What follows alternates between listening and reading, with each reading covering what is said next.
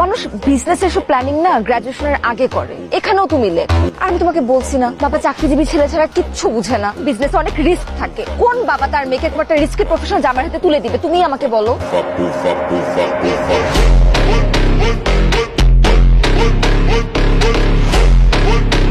চায়নায় আমার প্রথম শিপমেন্টের contract sign হয়েছে, আগামী সপ্তাহে এলসি পাচ্ছি।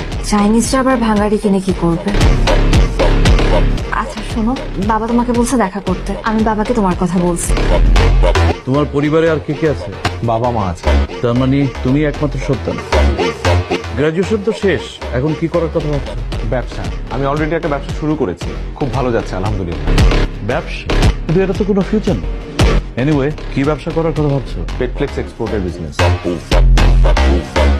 চাটা খেয়ে যেও। আঙ্কেল আমাদের শেষ, তোমার সাথে আমার কথা শেষ।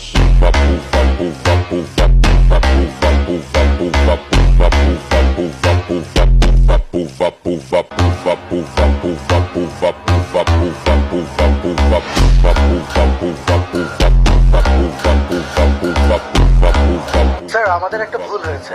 আমি সব বের করেছি। আসলে রাজীব সাহেবের কোনো দোষ নেই, উনি নতুন তো, তাই খুব সহজে অফিস পলিটিক্স এর শিকার হয়েছেন। হোয়াট? সব চাল চেলেছেন আসলে আমাদের পুরনো শমশের সাহেব। শমশেরই কাজ করেছে? আচ্ছা, আপনি এখনই রাইট নাও ওকে ফায়ার করেন।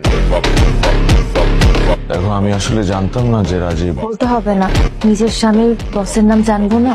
আর তাছাড়া তুমি তো এখন একজন বিখ্যাত বিজনেসম্যান।